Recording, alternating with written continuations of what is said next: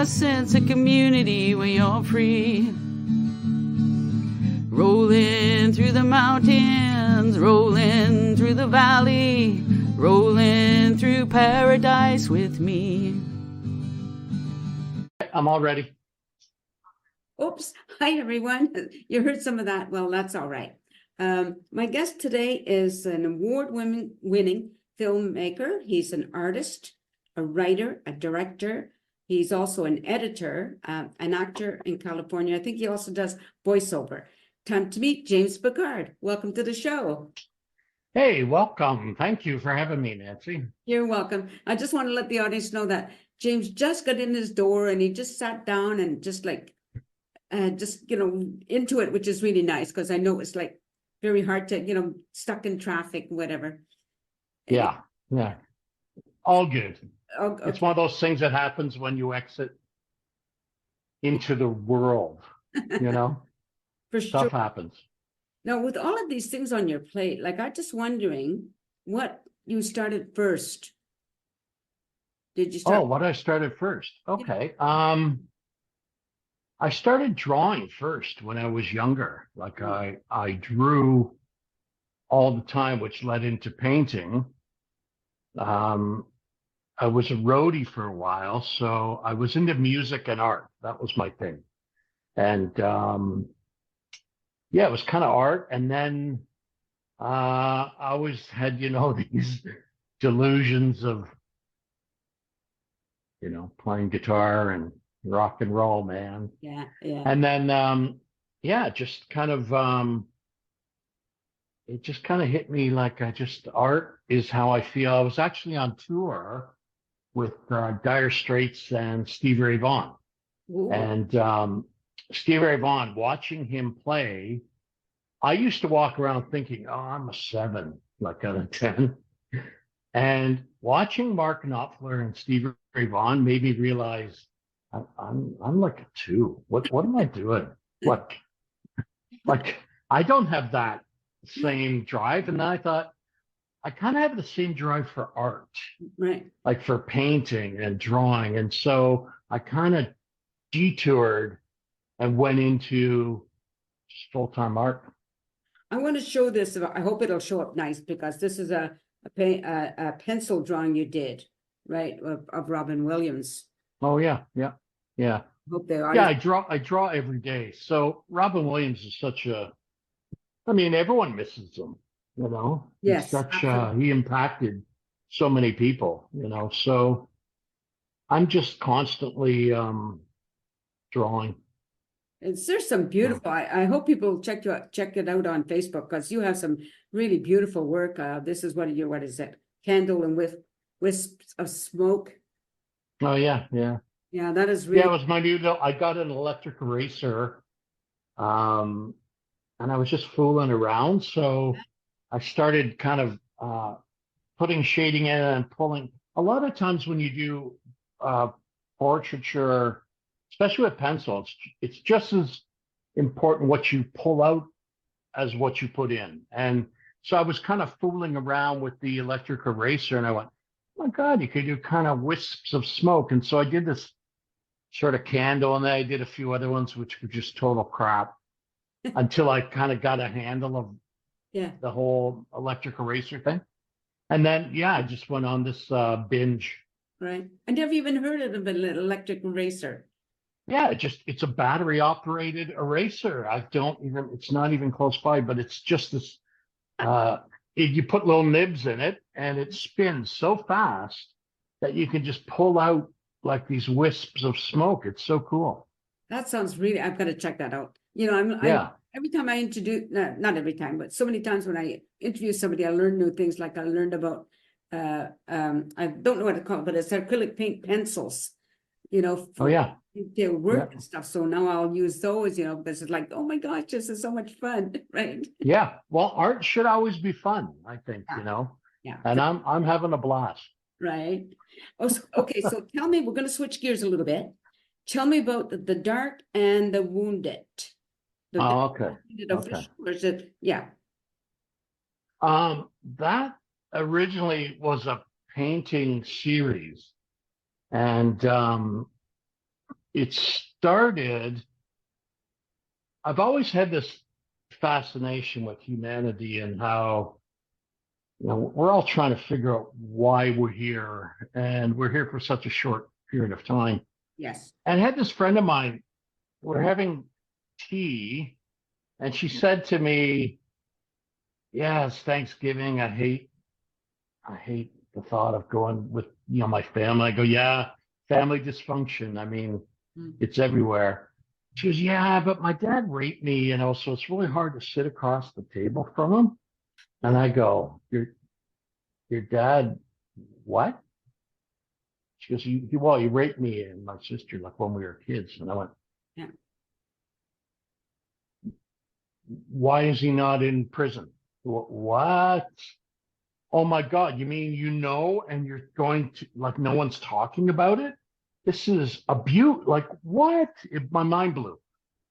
And I mean, we all have dark traumas and secrets and skeletons in our closet, but that affected me so much. I couldn't shake that feeling. And she rescinded, she goes, I never should have told you. And kind of ended our friendship there. But I started doing these paintings. I thought, like, we all have wounds inside us. And if we don't address them, they just get worse and they pull us into this dark, dark place. And we just, we don't address and we don't talk about things. It's like it's like when you look on Facebook or social media, everyone's like, hey, I'm on the beach.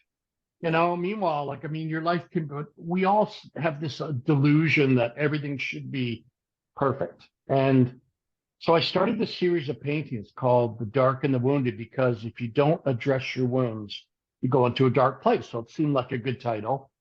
And so this is going to be long. I don't know if I can shorten this. What happened was I did these paintings and I showed this friend of mine who's a gallery owner. And he goes, this is way too disturbing. We can't exhibit this. And I thought, okay, I'll just do the series. And like I do, I mean, I've got thousands of pieces that no one's ever seen. I just like to paint and create. So I did the series. I had about 60 pieces maybe in the series. And I got hired through this film that they were shooting in this asylum, and they said, oh, this guy's like supposedly this actor is the storyline, he's locked up in this place and he draws. Can you do like 200 drawings for us? And we're going to plaster them all over his, padded cell or whatever. And I said, sure. So while I was walking around this asylum, which was abandoned, I thought, oh my God, wouldn't this be cool to do a show with these paintings I've done, like put it in an actual asylum. Right. And then, so I started searching, how can I do this? And I ran into these obstacles, like it's only, you can't just rent these buildings out. It's only for film. Unless you have, you're shooting for film, we're not even interested. So I thought, okay, I'll just tell them I'm making a film. Right. And then they said, well, we need a script. So I wrote a fake script. And then they said, well, we have film liaisons to make sure everything's cool, because I thought, how am I going to bring the guests in? I thought, well, I'm going to make all these people extras, and it's a dream sequence in the script. And everyone comes in and and these people thought they go, oh my God, this guy's scamming us. But it was all on paper. Right. And we had this code, my crew and I got to assemble the crew together. And whenever they came to check on us, I'd always just like walkie-talkie, like, quiet on the set. Hey, we're shooting. You can't come in here. We're shooting. You're going to ruin the film. And so they were all baffled. And I got into all these places. And then I ended up going to Alcatraz. I got into Alcatraz and all these incredible venues under the same guise of it being a film. But what happened was the first time I did it, the response I got from people, I would hold these, I would shoot late at night, and people would come in around midnight, and it would go till 6 a.m. Wow. And I turned out all the lights. A composer friend of mine who's just genius in LA here, and he created this incredible soundtrack. So we got a PA system and put it all over the asylum, and people just walked around with flashlights. And it is like 60, 80,000 square foot asylum that was abandoned with paintings everywhere, with like 100 paintings strategically placed. And people were so moved. I thought, wow, I got to turn this into a film. And instead of, at the beginning, I just rented fake. We didn't even have film in the camera. Like, it was just a joke, like to do an exhibition, an art exhibition. And then it turned into, I got to turn this into a film. Cool. And so I started hiring film crew in Hollywood and getting people together and getting equipment, and we started filming it. And then it eventually became a documentary film. Wow. Yeah. That's unbelievable, isn't it? Like, wow. Pretty cool. That is certainly cool. Okay, so now you're also an actor, right? Yeah, I mean, I've always sort of been involved in Hollywood, and being in Hollywood, I've got lots of friends who are acting. So I'm always asked to like jump in. I get asked to pop in and do a bit piece or a part here or a part there. I'm not really into the whole audition thing. I just kind of if something comes up, I'll do it. Or if I get asked to do voiceover, I'll do it. And so I don't like to go, it's too crazy. I'm more of a loner. I don't like to be around a lot of people. Tell me about it. Yeah, especially since the pandemic. I think the pandemic, I was built for it. Oh, isolation, awesome. I was one of these people that wasn't upset that I happened to stay home during the pandemic. It worked perfect for me, Exactly. So it's just so many different things, though, that like I know my friend did editing. I don't edit, and this as a result, this show is not edited. But I know that editing is a lot of work. It's huge, yeah. Like even the film, like it took me years. It probably took me year and a half, 2 years to get it finally edited, and it's incredible. Like it's a heck of a lot of work, and I've edited bunch of stuff since, and it's you just have to get into the zone and just not leave. I find it fascinating watching somebody do it, and I have tried it, and it's like, 2 minutes into it, and it's like, no, this is not my thing. Yeah. Well, it's tricky because I remember we had hundreds and hundreds of hours of film, and I was even over in Europe filming it, and all of a sudden you're going, okay, I want a 10-second shot of something. And then you're literally going through hundreds of pieces of film just to find like a little snippet that's going to push that, right? So it's a lot of organizational and focus. So you just go into the zone for months at a time, and then you resurface and, eat something beside pizza. So, other than the acting, like what else do you have going on currently? Well, currently I got asked, the film, The Dark and Wounded, ended up, a couple of the studios loved it, and I got a call saying we want to screen it at the Cannes Film Festival. Oh, right. And so it screened at the Cannes Film Festival in 2018. Right. And that just burst things wide open. And then we were all scheduled to go ahead and do a feature-length film.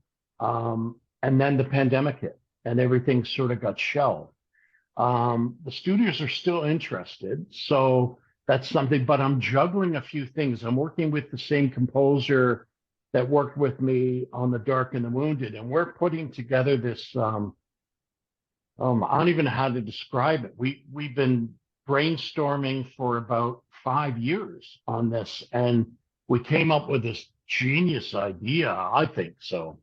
And so we're collaborating between music and this sort of painting and multimedia. It's kind of crazy. We've had a few people interested as far as like the Sphere in Vegas and stuff, and showing this thing. And so that's the project I'm working on now, right? Along with drawing and painting and doing commissions all sorts of stuff, you know. So when you're drawing or painting, like what do you prefer? Do you have a preference with using a pencil or paints? Usually what I do is when I wake up, depending on when I go to sleep, I kind of gave up on the idea of Monday to Friday, 9 to 5. Right. And I just kind of figure you're born and you die. And so you got to fill that time. And you don't really have time off because it's a crapshoot to know when you're going to die. Mhm. And I had a sister who was murdered when she was 19. Yikes. And that was my epiphany. That's when everything went, I went, oh, okay. If she can, oh, she was 21. Sorry, I was 19. Right. But at 19, I thought, wow, you can go at any time, like make use of every moment. So when I get up, I always draw with my coffee. So if I happen to have a pen, I usually do pen and ink. Right. If I can get 2 or 3 done while I'm pounding back a few coffees in the morning, Mhm. that's always a good way to start my day. I feel like, okay, I've already created, my day's good. And then depending if I've got commissions, I'll move into them, or I'll jump into editing, or working on videos, or, you know. Just a whole bunch of different things, right? You've got that. Yeah, and then I just kind of fill the time up until I can't physically stay awake Right. any longer, and then I just pass out and wake up and the process starts all over again. Now, for a painting, let's just say you're doing a commission. How much time would you spend on any particular painting or It depends. Like, if it's something that's realism, like I studied art and I apprenticed with a bunch of different artists. If it's realism, it takes a long time. And so Right. I've got a few pieces I've been working on for a couple months now. And I've got some pieces that I can finish in a couple days. And the reason I like drawing is because I can get that more of an immediate satisfaction of completion. Right. You know, but I know a lot of artists who work on, I'm working on a piece, and I've at any given time, I probably have at least a dozen things on the go minimum. Like I can't, I'm so, this is going to sound weird, but I'm so aware of death. Like Okay. it's coming, you Well, know, none of us and I want to get stuff done. Like there's one lifetime is not enough for me to get everything I want done. So I need to just pack it right in. That's how I feel about doing this show. I just want to interview everybody, and Yeah, that's so cool. thank you. I think it's amazing. Well, And thanks. yeah. But you can only do so much, and I had to cut back, but I do other things as well, of course. But it's like, there's not enough time to interview everybody that I want to interview. If I had if I had the funds, I would travel and interview people. Like that's my dream. That would be right. So yeah. And how you're saying you got to fill that time with whatever it is at the moment. Yeah.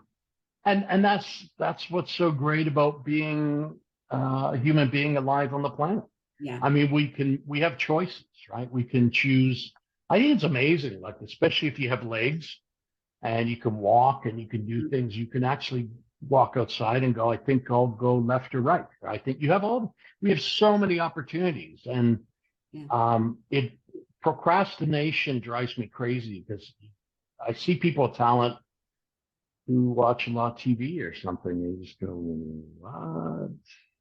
what are you doing? Like, it's just a blessing to be here. Mhm. Like it's at the same time, it's just cursed, like, because the world is so shitty sometimes. I feel it's so bleak. Like sometimes the world is so bleak, and if you don't but there's beauty everywhere. You got to hang on to that beauty, and you got to hang on to that. We have this incredible ability to do things, like just keep going, just give her. That's right, give her. Yeah. I think that might be a good spot to end it. Okay. Unless there's something more you want to discuss or talk about. No, I think we covered it. I think I appreciate it's great to talk. I haven't talked to a lot of people. I've been so busy, and honestly, since the pandemic, I've been more reclusive. I think like a lot of people, especially creative people I know. Yeah. I mean, we're all the creative people I know got hit so hard by the pandemic, and we all kind of went, internal. So it's nice to chat with, and it's awesome you're doing this and just, Thank you. This is what the getting pandemic did for me. It opened my world with Zoom. Yeah. Well, Yep. do you know what? This is my first ever Zoom thing. All right. You're Yeah, not- like people were going over, oh, it's Zoom. I go, I don't Zoom. I don't even know what that is, but you got me on my first Zoom call, so that's awesome. You're no longer a Zoom virgin. That's right. That's right. Well, just stay on camera to the audience. So you're listening to James Picard. I'm going to include the Dark and the Wounded site so that you can check it out. And yeah, there's so much to them. Like, look him up on Facebook, because I just love that the fact that he's so multi-talented. I just love that. Anyway, thank you everybody for watching the show. I hope you continue to do so. Take care and peace out. A sense of community, Chilliwack's a place to be. A sense of community when you're free. Rolling through the mountains, rolling through the valley, rolling through paradise with me. It's multicultural, you're sure to see it all. Chilliwack's the place to be, you'll see. Come party in the park, go dancing after dark. Chilliwack's the place to be, you'll see.